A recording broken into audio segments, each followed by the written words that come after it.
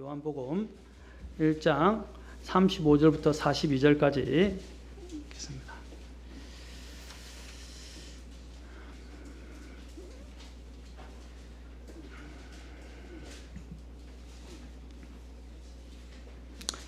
(35절부터 42절까지) 자, 다 찾으셨으면 우리 한음성으로 같이 읽도록 하겠습니다. 시작. 또 다음날 요한이 자기 제자들 중에 두 사람과 함께 서 있다가 예수님께서 걸으실 때에 그분을 보고 이르되 하나님의 어린 양을 보라 하니 그 두 제자가 그의 말을 듣고 예수님을 따르거늘 그때 예수님께서 돌이키사 그들이 따르는 것을 보시고 그들에게 이르시되 너희가 무엇을 구하느냐 하시매 그들이 그분께 이르되 랍비여 어디에 거하시나이까 하니 랍비는 번역하면 선생님이라 말하리라. 그분께서 그들에게 이르시되 와서 보라 하시더라. 그들이 가서 그분께서 거하시는 것을 보고 그날 그분과 함께 머무르니 이는 때가 10시쯤 있기 때문이더라. 요한의 말을 듣고 그분을 따른 두 사람 중에 하나는 시몬 베드로의 형제 안드레더라. 그가 먼저 자기 형제 시몬을 찾아내어 그에게 이르되 우리가 메시아를 만났다 하니 메시아는 번역하면 그리스도라. 그가 그를 데리고 예수께로 오매 예수님께서 그를 바라보시고 이르시되 너가 요나의 아들 시몬인저 게바라 불리리라 하셨는데 게바는 번역하면 돌이라. 기도하겠습니다. 하나님, 성령께서 오늘 이 시간 주장해 주시고 저의 입술에 권능을 주시고 하나님의 말씀을 대변하고 선포할 수 있게 담대함과 또 지혜와 권능을 허락해 주시옵소서. 우리 성도들의 마음들을 예비하셔서 하나님의 놀라우신 사랑과 또 우리가 주님 앞에서 어떻게 또한 삶을 살아야 하는지를 깨닫는 특별한 시간이 되도록 성령께서 주장해 주시옵소서. 이 시간을 주님께 온전히 의탁하며 거룩하신 우리 주 예수님의 귀한 전함을 받들어 기도합나이다. 아멘. 자, 오늘은 제가 영혼을 주님께 소개하고 인도하는 구령의 사람 안드레에 대해서 살펴보겠습니다. 영혼을 주님께 소개하고 인도하는 구령의 사람 안드레에 대해서 살펴보겠습니다. 제가 오늘 제목은 또 이 부제고 원래 제목은 조용한 복음 전도자 안드레라고 정했습니다. 조용한 복음 전도자 안드레. 부제는 영혼을 주님께 소개하고 인도하는 구령의 사람 안드레. 자, 안드레에 대한 부분은 잘 알려져 있지 않습니다. 이 안드레라는 사람의 행적은 성경에 모두 딱 5번만 언급이 되어 있습니다. 딱 5번 나옵니다. 아까 우리가 읽었던 이 본문과 그 다음에 또한 마태복음 4장 18절부터 22절에 주님께서 사람을 낚는 어부들을 부르셨습니다. 그렇죠? 어부를 부르셨을 때 그때 안드레가 또한 언급되어 있습니다. 또 성경에 보면 여러분이 잘 아는 오병이어의 기적이라고 들어보셨죠? 오병이어제 빵 5개와 물고기 2마리로 주께서 5,000명을 먹이고 12강들이 가득하게 남았던 그 기적적인 사건이 있습니다. 바로 그때도 여러분 안드레를 발견하게 됩니다. 그리고 또한 요한복음 12장에 보면 헬라 이방인들이 예수님을 만나 뵙고자 찾아왔습니다. 이때 베드로가 찾아왔고 베드로가 또 빌립에 찾아오고 빌립이 안드레에게 이야기를 하고 안드레가 빌립과 함께 예수님께 가서 또한 말씀을 드리게 됩니다.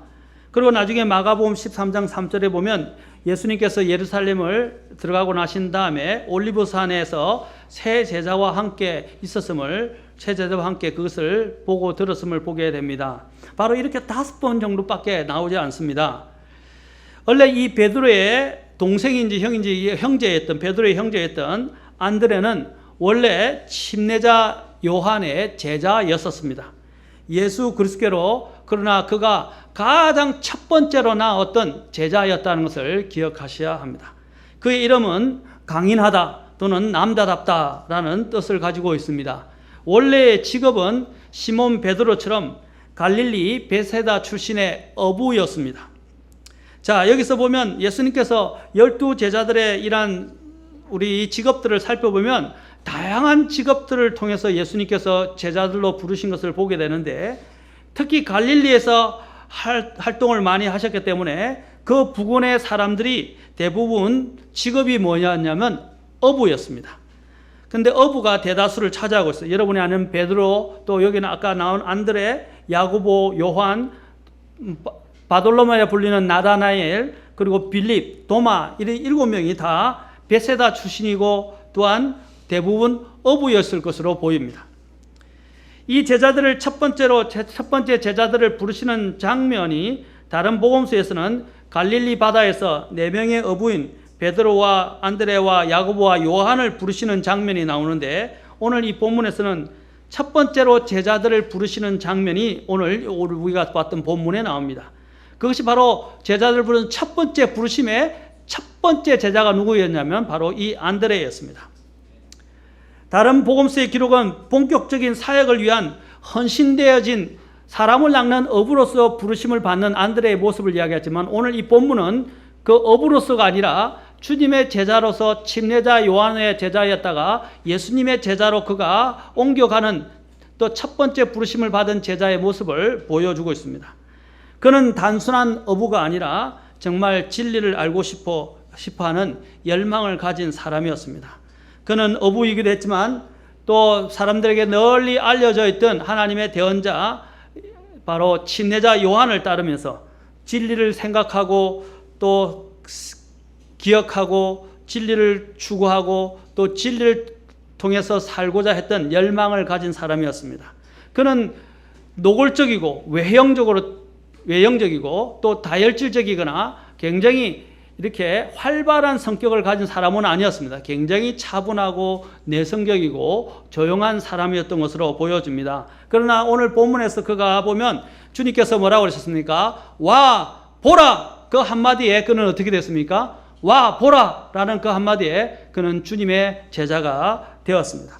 그는 즉각적으로 주님께서 그에게 말씀해 주셨을 때 와 보라, 여러분 와 보라는 말이 성경에 여러 번 나옵니다. 이 말은 참 대단한 말입니다. 우리가 다른 사람들에게 복음을 전하기 어려울 때는 다른 말 필요 없어요. Come and see, 와 보라, 이렇게 말만 하면 됩니다. 여러 번 나옵니다. 여러분이 많은 사람들에게 복음을 나는 말할 재능이 없어요, 또 그런 성경적 지식도 없어요, 저는 그런 달란트도 없어요 라고 이야기하신 분은 다른 말 필요 없어요. 복음을 제대로 전할 수 있고 그런 훈련이 되어 있고 준비가 되어 있는 분들이나 교회나 목사님들에게 어떻게 합니까? 교회로 와 보라 라고 이야기하면 됩니다. 아멘? 그것도 놀라운 전도입니다. 자, 그래서 그가 그러한 주님의 부르심에 적극적으로 응답할 수 있었고, 또 나중에는 주님께서 Follow me, 나를 따라오너라 라는 내가 너희를 사람을 낚는 어부가 되게 하리라, 그 말씀에 또한 그는 순종할 수 있었습니다. 자, 먼저 우리가 오늘 본문을 통해서 보면 그가 먼저 누구를, 예수님의 제자가 되고 난 다음에 누구를 주님께로 인도하게 됩니까? 바로 자신의 형제 베드로를 인도하는 모습이 오늘 요한복음 1장에 나옵니다. 메시아인 예수 그리스도를 만나면서 그의 삶은 극적으로 변하게 되었습니다. 그러자 무엇보다도 그는 자신의 형제 바로 베드로에게 메시아이신 예수님을 소개하고 또 간절히 알기 원하는 그에게 소개해서 그를 주님께로 인도합니다. 그는 차분하고 신중한 성격은 정말 믿을 것 같지 않은 다급하고 성격이 급하고 다혈질적으로 보여지는 이 베드로에게도 큰 영향을 준 것으로 보여집니다. 그가 차분하면서도 이 다혈질적인 이 베드로의 마음을 끌 수 있을 정도로 그는 가마력과 또 사람들을 인도할 수 있는 그런 능력을 갖고 있었던 것처럼 보여집니다. 그가 갖고 있는 애초의 능력이 아니라 그의 아마 성격이 갖고 있는 이러한 온유함이나 차분함이 사람들의 마음을 충분히 말 한마디만 해도 끌어줄 수 있는 그런 사람이었던 것으로 보여집니다. 베드로의 형제였던 이 안드레는 베드로보다도 먼저 예수님을 만난 사람이고 많은 사람을 예수님께 인도한 베드로였지만 사실 그 베드로와는 달리 이 안드레는 많은 사람을 인도하지는 않았지만 그러나 그 작은 사람들에게 삶을 완전히 뒤바꿔서 많은 사람을 인도하는 하는 사람으로 바뀌도록 그가 조용히 일을 한 사람이었습니다. 아까 여기 있던 무명의 한 전도자, 우리가 이 전도자가 어떻게 했습니까? 그가 조용히 복음을 전했지만 이 한 사람을 해서 아까 인도 외교관이었던 사람, 또 어떤 사람, 목사가 되어서 전체 목사님들의 모임을 인도하고 선교사님들의 모임을 인도하고 수천 명의 모임을 인도하게 되는 그러한 아주 저명한 일꾼들로 그가 만들었다는 사실입니다. 물론 주님이 하시지만 그의 자그마한 이러한 전도지 하나로 인해서 이런 놀라운 일이 일어났던 것처럼 바로 그가 베드로를 인도해서 베드로가 결국에는 얼마나 많은 사람을 인도하게 됩니까? 특히 여러분 사도행전 2장에 보면 3,000명의 혼이 구원을 받게 됩니다. 자, 베드로라는 사람, 그가 한 명 베드로를 인도한 것이 아무것도 아닌 것처럼 보이지만 그가 이 베드로 하나가 변화되면서 결국에는 3,000명을 인도하게 된 것입니다. 이 얼마나 엄청난 영향력입니까? 여러분 무디 같은, 나중에 제가 킴볼과 무디 이야기도 하겠지만 무디 또한 그렇게 변화되었습니다. 스펄전 또한 그렇게 변화되었습니다. 한 사람의 이러한 회심과 이러한 전도를 통해서 영혼이 변화돼서 그가 얼마나 많은 사람들을 주님께로 인도하는 대단한 위대한 일꾼으로 사용되어졌습니까? 이것이 바로 하나님이 하시는 것입니다. 바로 자그마한 헌신되어진 이 한 사람을 통해서 하나님이 일하시는 것입니다. 또 두 번째 요한복음 6장 1절부터 11절에 보면 예수님께 한 아이를 소개합니다. 이것이 오병이어의 기적과 관련되어 있습니다. 자, 여기 보면 이 무리들이 갈릴리 바다 근처에서 예수님을 따라왔습니다. 큰 무리가 따랐어요. 이들은 이제 예수님을 따르다 보니까 지치게 되고 시장하고 집과도 상당히 멀리 떨어져 있었습니다. 먹을 것도 음식정도 없었습니다. 주님께서 제자들을 시험해 보시려고 우리가 어디서 빵을 사서 이들을 먹이겠느냐고 물으셨습니다. 제자들은 무리를 보내어 마을에서 먹을 것을 사도록 하자고 제안을 했음을 마태복음 14장 15절을 통해서부터 볼 수 있습니다. 이 오병이어의 기적은요, 사복음서 전체 다 나와요. 그 정도로 중요한 사건입니다. 그런데 이 중요한 사건의 핵심에 누가 있습니까? 이 어린 소년과 바로 안드레가 있었다는 사실입니다. 빌립은 이 사람들을 먹이려면 최소한 한 사람당 300일에 해당하는 품삯에 상당하는 200데나리의 땅이 필요하다는 값을 계산해냈습니다. 바로 이때 안드레는 바로 보리빵 5개와 작은 물고기 2마리를 가지고 있는 이 한 어린 아이를 보잘것없었지만 예수님께로 소개해 주었습니다. 그 아이가 음식을 예수님께 드리자 예수님께서는 그 아이가 가지고 있는 것을 축복하시자 빵을 떼어서 나눠주기 시작하니까 빵이 줄어들지가 않고 어떻게 했어요? 빵 2덩어리가 5,000명을 먹이고도 12강주리가 가득해졌어요. 이런 놀라운 기적이 일어나게 되었던 것입니다. 두 사람의 헌신, 한 사람은 소개하고 한 작은 아이는 자기가 가지고 있는 모든 것을 드림으로 인해서 어떻게 했습니까? 5,000명의 혼이 배부르게 먹고 12강줄이나 가득하게 남았다는 사실입니다. 안드레에 의해서 이 소년이 인도되어졌습니다.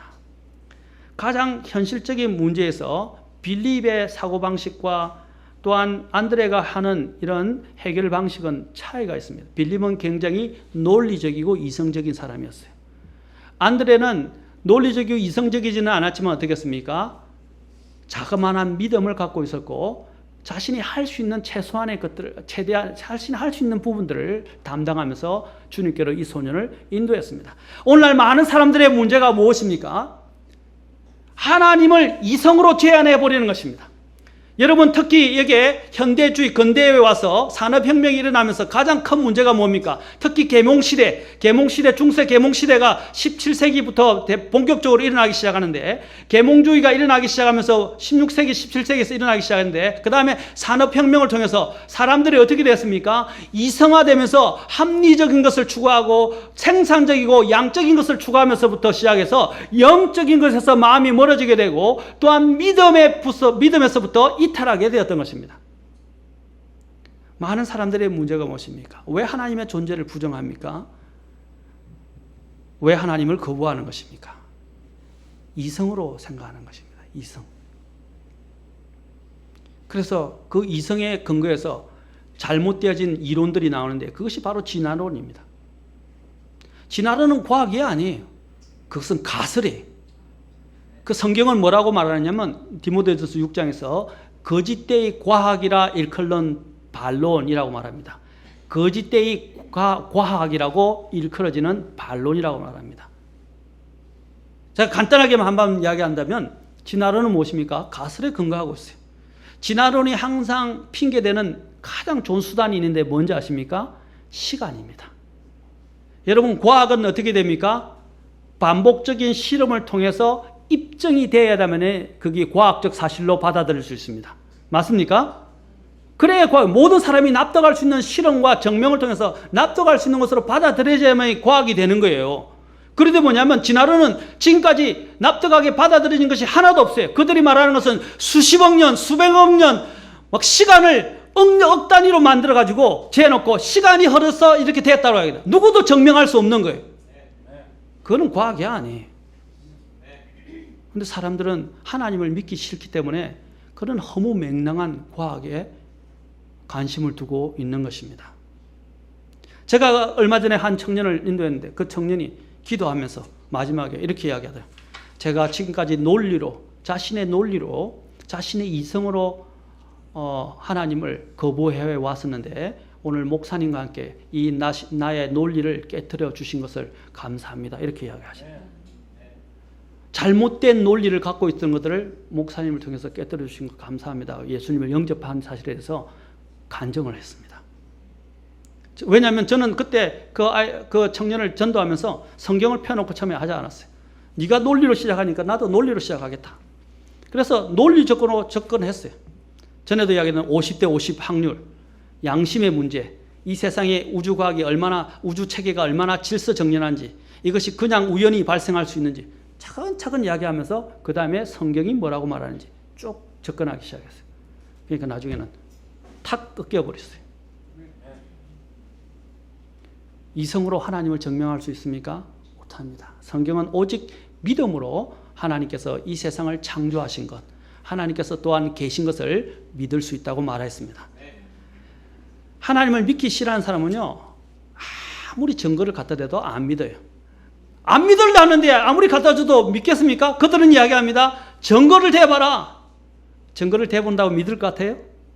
안 믿어요. 처음부터 작정하기를 나는 안 믿겠다라고 작정을 했기 때문에 그런 사람에게는 아무리 설득력이 있는 이야기들, 근거를 갖고 이야기해도 안 받아들이게 돼 있어요. 왜냐? 자신이 믿고 싶은 것들을 믿으려고 하기 때문입니다. 오늘 여기 보면 이 빌립은 굉장히 계산적이고 합리적이고 또한 이성적인 사람이었어요. 그러나 주님은 빌립을 사용하지 않으셨습니다. 안드레가 소개한 자그마한 소년의 그 빵 5덩어리와 물고기 2마리를 통해서 하나님은 놀라운 기적을 행하셨던 것입니다. 자, 이것은 성경에만 기록되어 있는 게 아니라 그 당시에 있었던 그 기록에도 다 남아있는 부분입니다. 이성으로 해결 안 되죠? 기적은 말로, 인간의 말로 형용할 수 있거나 증명할 수 있는 것이 아니에요. 그래서 우리가 기적이라 그러잖아요. 오늘 여기 있는 것도 주님께서 해봤던 4번째 기적입니다. 안드레는 안 될 것이라고 생각하는 상황 속에서 최선은 아니지만 바로 자신이 할 수 있는 최고의 것들을 찾아냈습니다. 그는 바로 한 자그마한 숨겨진 소년, 그 소년을 발견해 내었던 것입니다. 물론 아이는 자그마하고 눈에 띄지 않은 아이였습니다. 그러나 그 아이의 헌신은 정말 놀라운 역사를 이뤄냈고 그 아이를 발견해내는 안드레의 눈은 대단한 눈이었습니다. 아무도 그 아이를 거들떠보거나 그 아이를 대단하게 여기지 않았습니다. 그러나 안드레는 어떻게 했습니까? 그 아이의 자그마한 헌신을 주목해보았고 그 아이가 드린 것들을 주님께 가져가면 주님께서 어떻게 하실 수 있다는 자그마한 믿음이 있었습니다. 이것이 바로 안드레의 통찰력이라는 사실입니다. 이 안드레는 사람을 어떻게 합니까? 자신이 문제를 해결하지 못해도 그 사람들을 모을 쓰고 사람들을 데려오고 사람들을 발굴해내는 그러한 식견을 가지고 있었어요. 이건 대단한 것입니다. 교회에서도 마찬가지입니다. 하나님의 일을 하는 데서 우리는 사람들의 가능성을 보고 일을 해야 합니다. 그렇죠? 겉으로 드러나는 것만 가지고 일을 하면 안 됩니다. 가능성을 가지고 일해야 됩니다. 그러나 가능성과 함께 또한 하나님 앞에 쓰임 받는 걸 보면 가능성과 함께 그 사람이 꾸준함과 신실함이 있을 때 하나님이 그 사람을 사용하십니다. 하나님은 가능성을 보십니다. 우리가 사람을 발굴할 적재적소에 사용하는 사람들은 가능성을 볼 줄 아는 사람이 되어야 합니다. 오늘 이 안드레는 바로 그러한 사람들의 가능성을 보고 그 가능성을 가지고 주님 앞에 연결시켜서 그들이 주님 앞에서 쓰임받게 만드는 놀라운 사람이었습니다. 그는 바로 베드로를 주님께로 인도했고 오늘 또 여기 있는 어린아이를 주님께로 인도한 모습을 볼 수 있습니다. 그는 사람을 발견하고 그의 숨은 재능을 개발해주고 또 일할 것들을 마련해주고 동기를 부여해주고 또 같이 함께 연대해서 소속감을 가지고 활용해서 하나님 앞에 드릴 수 있도록 또 하나님의 뜻을 이룰 수 있도록 소개하는 그런 사람이었다는 사실입니다. 사람들은 정말 굶주리고 지친 상태에서 정말 놀라운 기적들을 모두 다 경험하고 하나님께 영광을 돌리게 만들었던 것입니다. 스코틀랜드의 교회가 일주일간에 걸쳐서 복음 전도 집회를 마치고 마지막 예배가 끝날 무렵에 작은 소년 하나가 감동원인 기도를 하면서 앞으로 나아간 일이 모든 사람의 눈길을 끌었습니다. 그때 목사님은 이것이 이 집회에서 일어난 최선의 결과인가 하고 의아하게 생각했습니다. 왜냐하면 복음 전도 집회를 열심히 했는데 자그마한 소년 하나만이 열매를 거뒀기 때문입니다. 마음이 낙담되겠죠? 그 많은 사람들이 와서 복음을 전했는데 한 사람이 열매를, 그것도 어린 소년. 그러나 이 어린 소년으로 인해서 온 유럽 대륙이 복음의 문을 활짝 열게 되었고 수천에 이르는 사람들이 그리스도께로 인도된 사실을 이 목사는 미처 예상하지 못하고 있었던 것입니다. 이 소년의 이름이 바로 데이빗 리빙스턴입니다. 바로 한 사람의 이 자그마한 어린아이, 아무 보잘것 없다고 느껴졌던 이 어린아이가 얼마나 놀라운 일을, 특히 유럽 전체와 아프리카 대륙을 완전히 뒤바뀌어 놓은 놀라운 개척자이자 복음 전도자를 낳게 만들었던 것입니다. 그리고 보면 또한 요한복음 12장 20절부터 22절에 보면 그가 예수님께 온 이방인들을 소개하게 됩니다. 보십시오. 소개하는 일에 너무 귀하니까 빌립이 어떻게 합니까? 아마 빌립이 오병이 여의 기적을 통해서 놀랬던 것 같아요. 그래서 어떻게 합니까? 안드레에게 가서 이야기하고, 이 사람들이 빌립을 찾아왔는데 빌립이 또 안드레에게 이야기하고, 안드레가 어떻게 했습니까? 빌립과 함께 예수님께 이 사람들을 데리고 와서 소개를 합니다. 그 결과에 대해서는 성경에 나오지 아니하지만 그러나 분명히 놀라운 결과가 있었다고 생각합니다. 그런데 사람들이 예수님께로 가는 그런 부분에 있어서 가장 접근하기 좋고 또 사람들이 찾는 사람이 누구냐면 바로 안드레였다는 사실입니다. 사람들이 필요에 따라 찾을 수 있는 사람, 바로 이 사람이 안드레였습니다. 예수님께서 십자가에 못 박힌 며칠 전 그분의 마지막 사역을 하실 때 바로 이 헬라 그리스 사람들이 찾아왔던 것입니다. 빌립은 아마 이 사람들이 찾아왔을 때 정말 당황했어요. 이거 어떻게 해야 되냐, 안절부절했는지는 몰라요. 왜냐하면 이 사람은 계산적인 사람이니까 당장 현실적인 문제가, 이 성격 중에도 그런 사람이 있습니다. 어떤 성격자는요, 딱 자신의 짜여진 계획에 따라만 살아가요. 칸트가 대표적인 사람이었는데 딱 시간표에 자신의 계획에 따라서 살아가요. 그래서 다른 계획이 뛰어들면 다른 어떤 일들이 갑자기 생기잖아요. 어쩔 줄을 모르는 사람들이 있어요. 가장 쉽게 제가 한 가지 예를 들면 성격 유형 중에, 기질 중에 이런 사람이 있습니다. 가다가 신호등을 걷는데 신호등이 갑자기 중간에 가다가 빨간불로 바뀌잖아요. 그러면 어떤 사람들은요, 가다가 빨간불로 바뀌었기 때문에 그냥 그 자리에 서버립니다.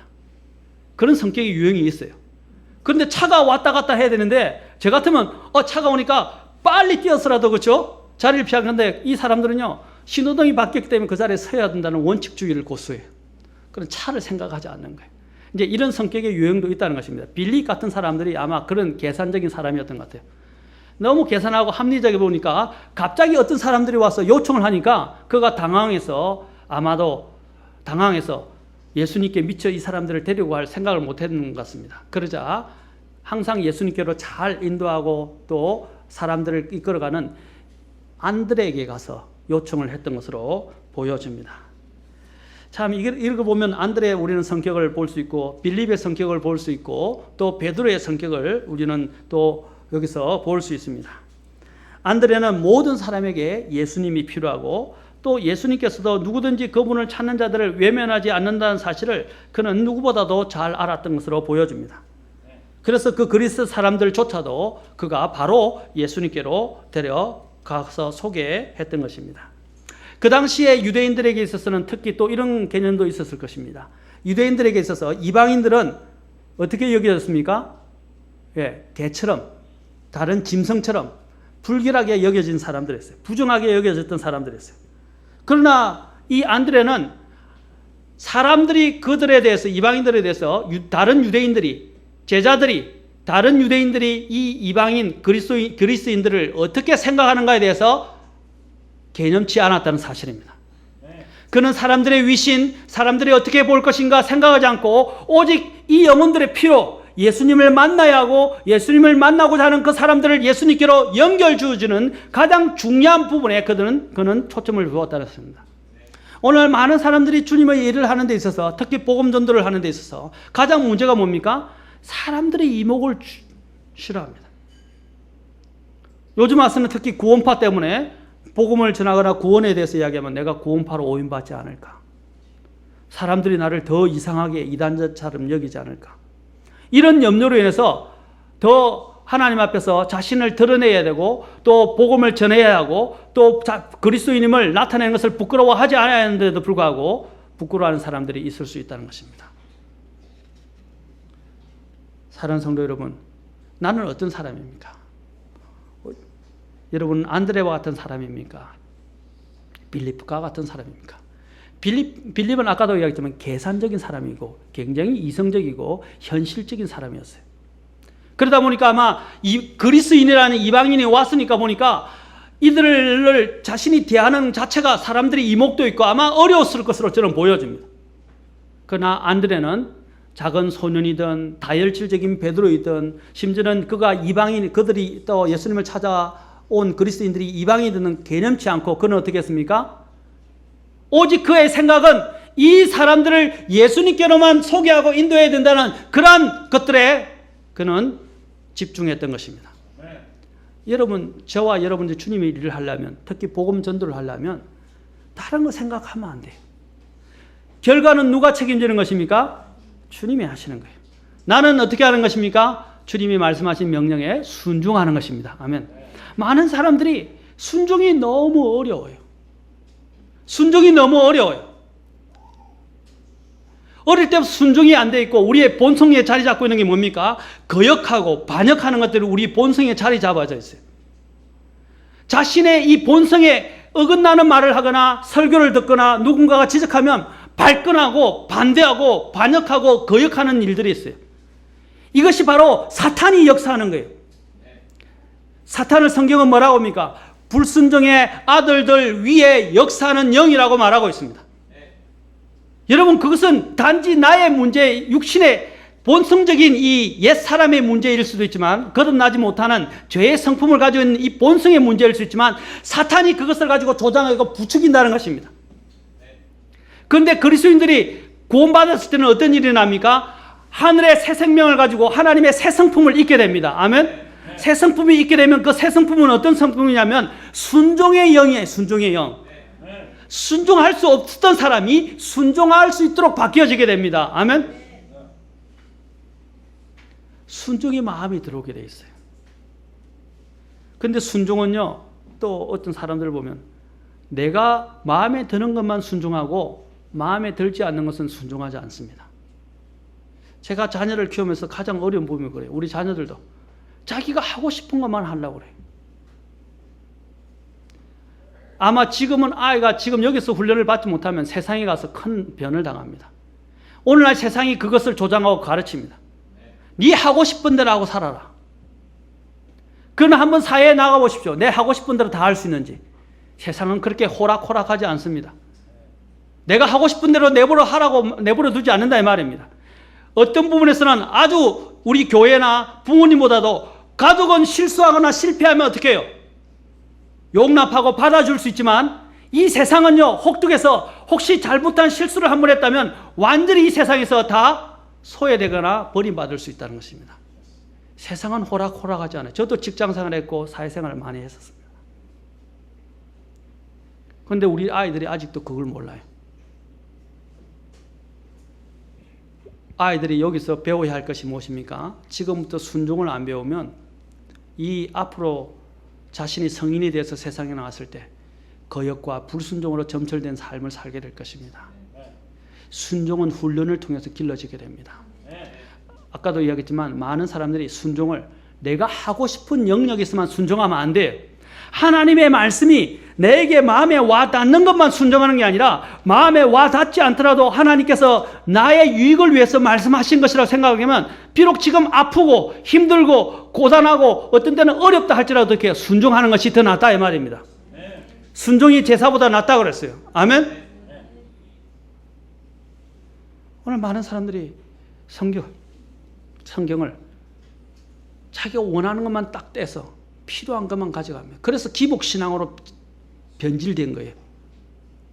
무조건 복 받는다, 마음의 평안을 준다, 성공한다, 그냥 거기만 몰려가는 거예요. 성경은 그렇게 말하지 않습니다. 성경은 하나님의 말씀은 뭡니까? 복 받는 게 아니고 복은 하나님께서 이미 준비해 놨으니까 너희가 하나님의 말씀에 순종하며 살라라고 말씀하십니다. 그러면 하나님께서 복을 부어주시겠다고 약속하셨어요. 하나님이 우리를 성공한 사람으로 만드는 게 아니라 하나님 앞에서 어려운 사람으로, 거룩한 사람으로 만들기를 원하십니다. 교회 안에서의 가장 큰 문제가 뭡니까? 목사님이 하나님의 말씀을 가지고 설교하는데도요, 자신에게 부담이 되는 말씀이 오거나 자신의 귀에 거슬리는 말씀이 오면 어떻게 합니까? 표적 설교한다. 아니면 나는 못 듣겠다. 저렇게까지 꼭 해야 되나? 라고 이야기합니다. 여러분이 정말로 영혼이 잘 되고 유익하고 하나님 앞에서 상을 받고 하나님 앞에 나중에 칭찬받는 사람이 되기 위해서는 하나님이 말씀을 통해서 바른 말씀을 통해서 전하는 목사님들의 말씀이나 교사들의 말을 귀담아 들으셔야 돼요. 죄에 대해서 찌르는 말을 하게 되더라도 내 죄가 밝혀졌구나, 내 죄가 성령께서 나를 드러내시는구나 하고 엎드려서 들으셔야 됩니다. 아멘. 그런데 우리는 내 마음에 안 들으면 안 해요. 그건 나쁜 버릇입니다. 아주 나쁜 버릇이에요. 그것은 고쳐야 됩니다. 오늘 여기 있는 이 안드레의 경우는 사람들이 어떻게 생각하는가에 대해서 개의치 않았고 하나님에 대해서, 예수님의 필요성에 대해서만 그는 자신의 마음을 두었습니다. 오늘 우리도 마찬가지입니다. 사람들이 어떻게 보는가가 아니라, 또 내가 어떻게 생각하는 것이 아니라 하나님이 어떻게 생각하시는가, 그들에게 정말 하나님이 필요한가, 하나님의 필요성, 그렇죠? 그들에게 하나님이 필요하다는 것, 또 하나님이 그들을 필요로 한다는 사실을 사람들에게 일러주고 주님께로 인도한 사람이 되어야 할 것입니다. 자, 그러면 이 안드레 신앙을 한번 요약해서 제가 마무리 짓도록 하겠습니다. 안드레는 첫 번째 보면 오늘 이 사실을 통해서 그는 차분하고 조용한 사람이었지만 복음의 열정을 가지고 있었던 사람입니다. 오늘 특히 요한복음 보면 그는 복음의 열정을 가졌음을 오늘 이 본문을 통해서 볼 수 있습니다. 그는 어떻게 했습니까? 주님께 침례자, 첫째는 침례자 요한의 제자였죠. 그런데 그가 예수님을 소개받고 난 다음에 예수님께 가서 예수님이 와 보라라는 말에 어떻게 했습니까? 적극적으로 또한 순종하고, 순종한 이후에 바로 어디로 갔습니까? 베드로에게 갔고, 그렇죠? 또 사람들이 발굴하지 못하는 이 아이를 또 주님께로 소개했고, 또 그리스도인들을 주님께로 소개하는데 그는 항상 사람을 주님께로 인도하는 그 복음을 전하는 증인으로서의 역할에 굉장히 충실하고 열정을 가지고 있었던 것으로 분명히 우리는 볼 수 있습니다. 그리고 또 하나는 그는 두 번째로 진리에 대한 열정을 가지고 있었습니다. 그는 구도하는 사람이었어요. 구도라는 것은 진리를 찾고 찾는 사람이었습니다. 그렇기 때문에 그는 침례자 요한의 제자가 되었어요. 맞습니까? 그러고 난 다음에 예수님을 소개받자 그는 또한 예수님의 제자가 되었습니다. 아멘. 그는 항상 진리를 찾고 진리가 되는 것이면 무엇이든지 적극 순종하고자 하는 마음을 가지고 있었어요. 그의 순종을 보면 그는 적극적으로 순종을 했어요. 항상.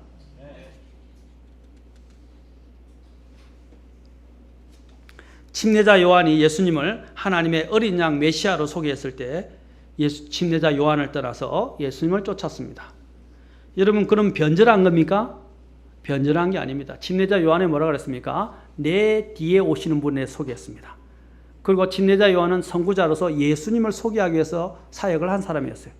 그렇죠? 그리고 침례자 요한이 뭐라고 말했습니까? 나는 쇠하여야 하겠고 그분은 흥하여야 한다고, 모든 포커스가, 모든 중심이 어디로 가야 한다고 말했습니까? 예수님께 가야 한다고 그랬어요. 그래서 베드로가 여기 있는 침례자 요한이 그를 변절자로 생각하지 않았을 것은 당연한 결과였던 것입니다. 자, 그는 바로 진리가 무엇인지 소개할 때 진리를 찾아가는 사람. 저는 주님이 약속하신 말씀이 여러분에게도 동일하게 적용되기를 바랍니다. 주님께서 잠언에서나 또 시편에서 뭐라 했어요? 나를 찾는 자가, 이사야에서도 나를 찾는 자가 나를 만날 것이다. 너희가 전심으로 나를 찾으면 내가 만날 것이다 하셨어요. 아멘. 네. 정말 여러분은 오늘 이 안드레처럼 정말 주님을 찾고 찾는 사람이 되어야 됩니다. 진리를 찾아가는 사람이 되어야 합니다. 아멘. 네. 그러면 주님께서 만나 주시겠다고 약속하셨어요. 아멘. 네. 저도 주님을 정말 알고 싶었어요. 그러자 주님께서 한날 저에게 다가오셔서 저의 삶을 변화시켜 주셨습니다. 주님은 진정하게 그를 찾는 사람들을 주님은 외면하지 않습니다. 여러분, 고넬료가 얼마나 하나님의 의로운 사람이었고 하나님을 찾는 경건한 사람이었습니까? 그러자 하나님께서 어떻게 했어요? 특별한 방법으로 역사하셔서 그 고넬료와 그 가족들을 구원하게 하셨어요. 어떻게 하셨습니까? 베드로에게 환상으로 나타나서 베드로에게 고넬료에게 가라까지 하나님께서 말씀하셨어요. 하나님을 찾는 사람에게 하나님은 특별한 역사를 통해서, 어떨 때는 기적을 통해서 그 진리를 찾는 사람들이 진리를 찾을 수 있도록 하나님은 사람들을 사용하십니다. 마게도냐에서 와서 도우라! 라는 환상을 사도 바울이 보고 어떻게 했습니까? 마게도냐를 가게 됐고, 거기서 어디에 가장 먼저 가게? 빌립으로 가게 되었어요. 그래서 빌립에서 누구를 구원하게 됩니까? 루디아를 만나게 되고, 그 다음에 어떻게 됩니까? 간수들과 그 가족들을 구원하게 됩니다. 맞습니까? 네. 자, 하나님을 찾는 사람들이 너무 간절하니까 하나님께서 또한 사도 바울에게 가서 너는 아시아로 들어가지 말고 다시 가라, 마게도냐로 들어가라 그랬어. 그 인도하심을 따라서 마게도냐에 갔는데 루디아는 여인이 딱 예비되어 있었고 루디아의 마음을 여셔서 하나님이 구원받게 하시고, 심지어는 그가 감옥에 억울하게 갇혔지만, 감옥에서 매맞고 갇혔지만 어떻게 했어요? 그 감옥에 있는 간수가 변화되고 그 가족들이 다 변화를 구원받아서 침례를 받는 역사가 일어나게 됐다는 것입니다. 하나님은 주님의 진리를 찾는 사람들을 외면하지 않습니다. 오늘 여기 계신 분들 중에서도 정말로 자신의 인생의 해답, 내가 어디서 와서 무엇을 하고 있고 어디로 가는지, 내 죄의 문제가 정말 해결됐는지 해답을 찾지 못한 사람, 내가 지금 죽으면 어디로 갈 것인지 그 해답을 찾지 못한 사람들, 그러나 그 해답을 찾고자 하시는 분들이 있다면 오늘 초청할 때 주님 앞에 나오십시오. 그러면 오늘 그 예수님 하나님을 만나서 정말 진정하게 죄가 어떻게 용서받을 수 있으며 영원한 생명을 얻을 수 있고 저 하나님께서 예비하신 영원한 천국에 가서 정말 죄와 눈물과 고통도 없는 곳에서 영원한 생명을 누리면서 살 수 있는지 소개해 드릴 것입니다. 진리를 찾는 자에게 하나님은 인도하시는 것입니다. 오늘이 바로 우리가 진리를 발견하고 구원을 받는 날이 될 수 있다는 사실입니다. 여러분의 마음에 진리를 찾는 마음만 있다면, 아멘? 네. 바로 이 안드레는 정말 진리를 찾는 사람이었습니다.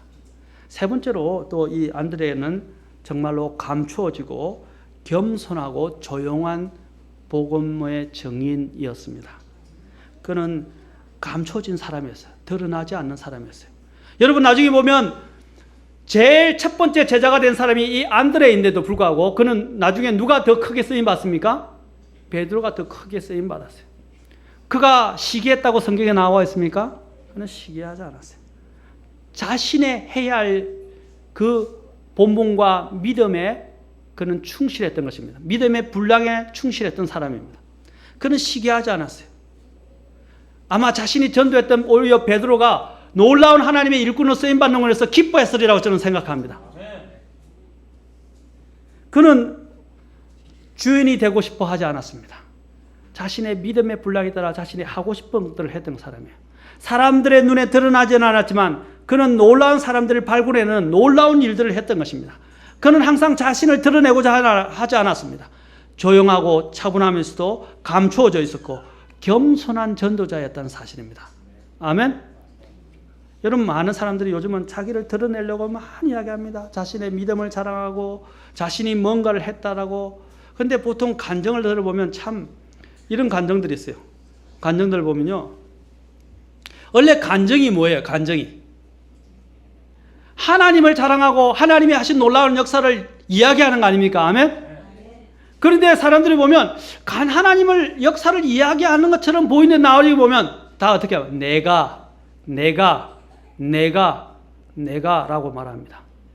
그래서 예수님의 복음이 내가 복음으로 바뀌었어요.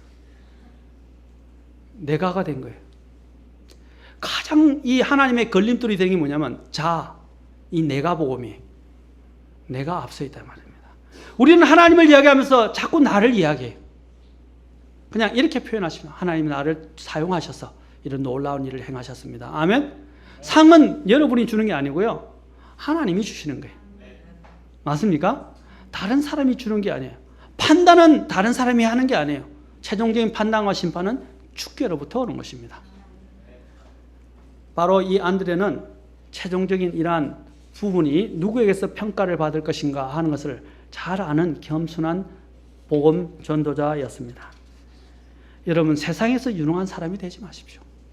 사람들의 눈에 보이기에 유능한 사람이 되지 마십시오.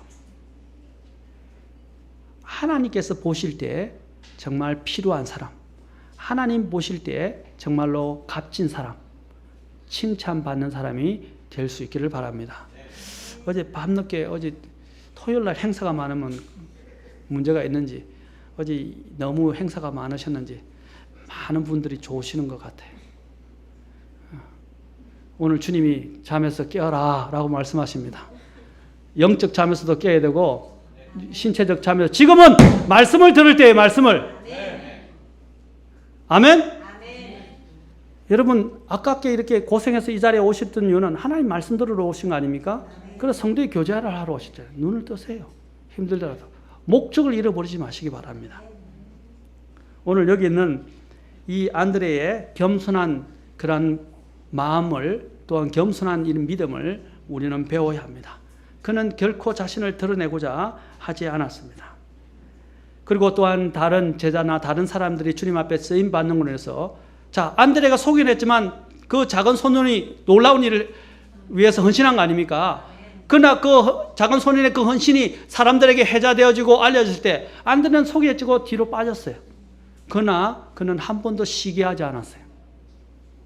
오늘 저와 여러분이 그러한 사람들이 되면 좋겠습니다. 아멘. 드러내지 않으면서 자신의 믿음의 분량에 따라 자신의 일들을 신실하게 감당하는 사람, 사람들이 알아주지 않고 사람들에게 드러나지 않아도 하나님께 자신에게 받은 믿음의 분량에 따라서 복음을 전하고 하나님을 섬기는 일을 하는 그러한 아름다운 사람이 되기를 바랍니다. 그래서 오늘 제가 제목을 뭐라 그랬습니까? 조용한 복음 전도자, 그죠? 바로 안드레라고 했습니다. 조용한, 드러나지 않았지만 놀라운 일을. 아까도 얘기했지만 이 무명의 전도자가 40년 동안 복음을 전하는 일을 했지만 그가 한 명도 한 사람에게서 구원을 받았다고 자기가 직접 들어보지 않았지만 어떻게 해요? 그게 쉬운 일이 아니라고 아까 목사님이 이야기했죠. 그것은 대단한 헌신이고 결단이었어요. 자신에게 와서 누군가가 한 명도 구원받았다고 감사합니다고 표현을 안 했지만 그는 어떻게 해서 40년 동안 자신의 치매가 와서 정말로 일을 도저히 병원으로 해서 할 수 없을 때까지 눈이 오나 비가 오나 정말 아파서 못 나간 거면 계속해서 복음을 전도제를 전했다는 거예요. 그게 쉬운 일이 아니라는 겁니다. 아멘. 하나님에 대한 믿음 때문에, 하나님이 자신에게 놀라운 인생을 변화시킬 수 있는 그 놀라운 극적인 그 믿음과 구원 때문에 감사해서 그는 잊지도 않고 그 일을 했던 거예요. 그러나 죽기 2주 전에 어떻게 했어요? 그 사실의 소식을 하나님께 듣게 하셨던 것이에요. 못 듣는다 할지라도 어떻게 해요? 하늘에서 하나님께서 칭찬하실 거 아닙니까? 저와 여러분이 바로, 제가 일부러 그 영상을 선택했던 이유도 오늘 안드레와 매치되기 때문입니다. 알려지지 않지만, 사람들이 칭찬해 주지 않지만, 사람들이 알아주지 않지만 복음을 전하고 계속해서 복음을 전하는 사람, 또한 하나님을 섬기는 사람이 되었으면 좋겠어요. 어떤 사람들은 사람들에게 드러나는 찬양대, 피아노 치는 것, 뭐 또 설교하고 가르치는 것, 이런 거는 참 사람들의 눈에 드러나는 건 참 잘해요. 그런데 자신이 맡았던 또 다른 일인데, 만약에 예를 들면 화장실 청소하는 것, 또 하단 가꾸는 것, 그런 것들은 소홀히 하는 사람들이 있어요. 그리고 책임을 지지 않는 사람들 있어요. 찬양대는 안 빠지고 막 오면서 찬양대에서는 막 목청을 높이고 아름다운 목소리를 내면서 하나님께 드리려고 하지만은 자신이 맡은 하찮은 사람들의 눈에 드러나지 않는 일을 신실하지 않게 하는 사람들도 있어요. 그것은 잘못된 것입니다. 하나님이 자신이 하겠다고 자원하고 또 맡은 일이라면 어떻게 해요? 신실하게 하셔야 돼요. 왜? 하나님과 약속한 거 아닙니까? 그 사람들은 보지 않고 사람들은 칭찬 안 할지 모르지만 하나님은 보고 계세요. 하나님이 나중에 그 신실함에 대해서 칭찬하실 것입니다. 아멘? 저는 그런 사람들을 많이 봤어요. 아주 위대하고 대단한 일은 많이 하려고 그러는데 제가 말고 눈에 보이지 않는 일은 안 하려고 그래요. 제가 전에 하은이한테도 한번 이야기한 적이 있어요. 또 설교 시간에도 이야기했어요. 미국에 한 자매님이 계신데 피아노 말고 제2 피아노 풍금이나 오르겐을 쳤어요. 오르겐을. 굉장히 괜찮은 오르겐이었습니다. 근데 오르겐을 치는데 20대에 구원받아서 10대에 구원받아가지고 나이가 80이 됐는데도 70년 동안을 변함없이 그 풍금 자리에 앉아서 풍금을 치운 거예요. 오르간을 쳐왔다 이 말입니다. 눈이 오나 비가 오나 누가 말하나 말하지 않든 간에 자기의 자리를 지켜왔어요. 목사님이 얼마나 칭찬을 하시는지 몰라요. 막 계속해서 칭찬을 하셔요. 목사님의 칭찬을 그분이 했다고 생각 안 합니다. 그런데 목사님도 감동을 받으셨어요. 도전을 받으셨어요. 그래서 사람들에게 소개를 하는 거예요. 저도 우리 여기에 모매님, 오순부 모매님도 마찬가지입니다. 누가 보든 안 받든 하나님 앞에서 자신이 지켰던 것들을 지금 80대 중반이신데도 교회 예배에 안 빠지고 작년에 개근상 탔지 않았습니까? 80대 노인이십니다. 연로하고 다리가 아프고 뼈마디가 다 아프고 쑤시고 병이 들고 아픈데도 변함없이 하나님 앞에 나와서 예배에 출석하고, 그것도 수요 예배, 오전 예배, 오후 예배, 성경 공부, 이 대단한 헌신이 아니면 안 돼요. 근데 우리 젊은이들 보면 조금만 하면 뭐 때문에, 시험 때문에 약간 아프다, 바쁘다, 힘들다, 그냥 주님을 팔아먹어요. 안 됩니다. 사랑하는 성도 여러분, 주님이 우리를 위해서 무슨 일을 하셨습니까? 자신의 생명을 내어주셨어요. 십자가의 죽음의 자신을 내어주셨어요. 그 주님의 사랑이 작은 것입니까? 얼마나 대단한 것입니까? 부득이한 일이 생길 수 있어요. 저는 그렇게 모멘처럼 하라는 게 아니라 적어도 그런 마음을 갖고 주님 앞에 드리라 이 말입니다. 아멘? 그러면 하나님이 결국에는 그 사람을 놀랍게 사용하실 것입니다. 제가 이야기했잖아요. 40년 동안 모세가 광야에서 훈련을 받았어요. 그는 총 80년을 훈련을 받았어요.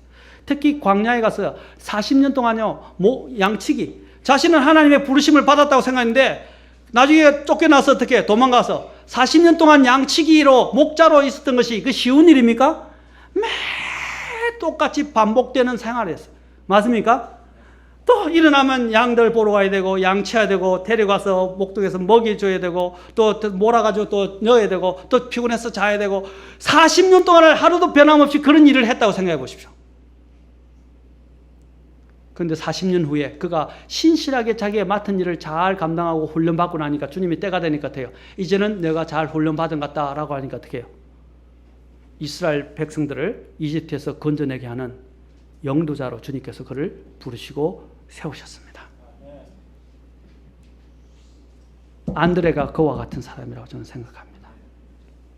자신의 위치를 알고 신실하게 그것이 작으나 크나 눈에 드러나든 드러나지 않든 간에 그것을 신실하게 이행하는 바로 겸손한 복음 전도자가 바로 이 안드레였습니다.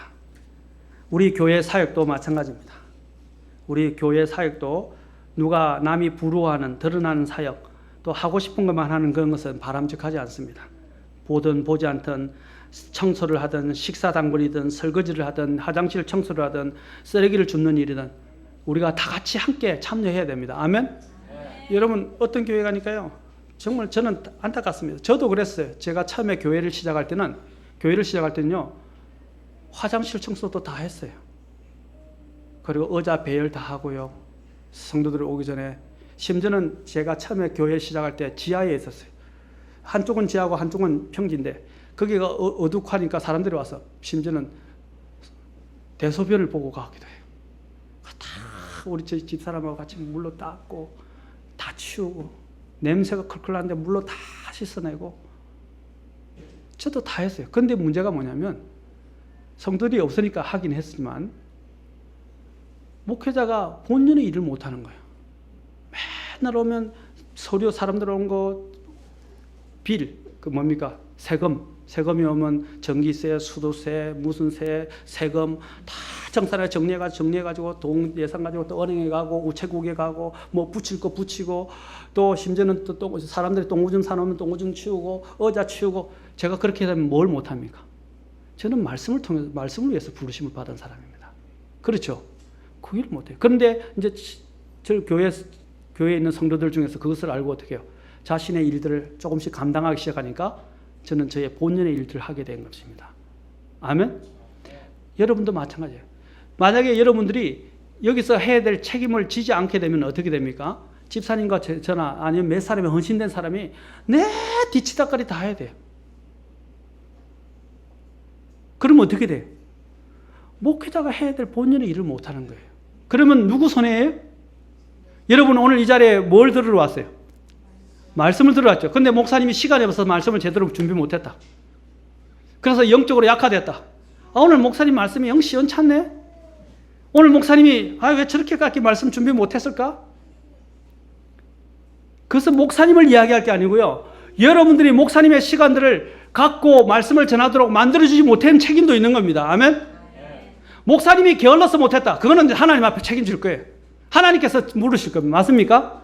그러나 여러분들이 목사님을 다른 일로 분주하게 만들어서 하나님의 본연의 사역, 말씀 사역과 기도 사역을 못하겠다면 여러분이 하나님 앞에 책임져야 돼요. 제 말의 요지는 여러분들이 맡은 부분들을 책임 있게 하시기 바랍니다. 작은 것이라도 신실하게 감당하시기 바랍니다. 아멘? 바로 이것이 안드레가 했던 일이에요. 눈에 보이나 보이지 않든 자신이 맡은 부분에 신실한 사람.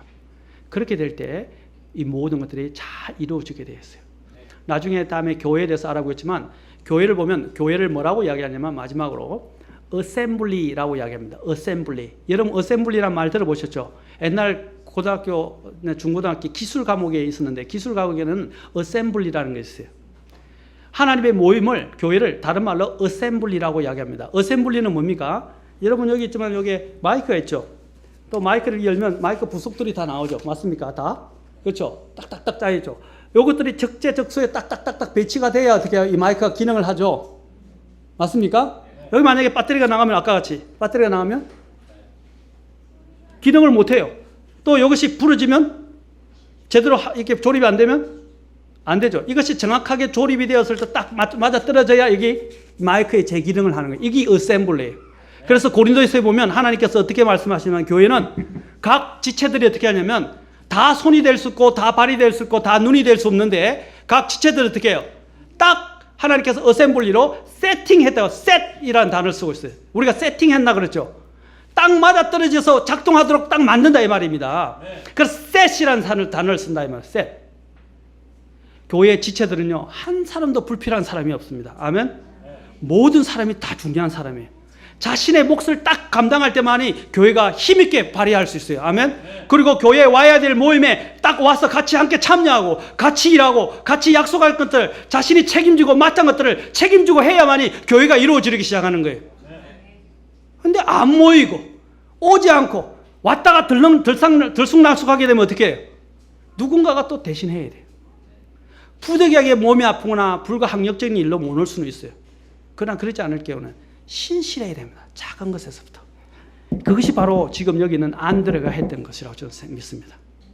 저와 여러분이 이 교회를 세우려면 자신이 맡은 본분의 일을 잘 감당하시는 저와 여러분이 되기를 바랍니다. 아멘. 그리고 난 다음에 또한 복음에 대해서 항상 준비되어 있고, 언제든지 자기가 복음에 대해서 준비되어 있는데 말을 못한다면 어떻게 해요? 다른 사람들을 come and see, 와서 보라 라고 이야기하는 저와 여러분이 되기를 바랍니다. 아멘. 그래서 한 명이 구원받아서, 베드로 같은 사람이 구원을 받아서 3,000명을 주님께로 인도하게 된다면 얼마나 놀라운 일입니까? 아멘. 킴볼이나 한 사람을 통해서 무디가 얼마나 수백만 명의 사람들을 주님께로 인도했습니까? 무디는 초란 구두 수순공이었어요. 그 구두 수순공이 이렇게 놀랍게 사용될 줄 누가 알았습니까? 하나님이 하시는 거예요. 신실한 한 사람의 헌신된 사람을 통해서 저와 여러분이 바로 그 헌신된 이 안드레와 같은 사람이 되고, 그것을 통해서 주님이 놀랍게 주님의 사역들을 일구어 나가고, 그것이 주님께 영광이 되기를 축원합니다. 아멘.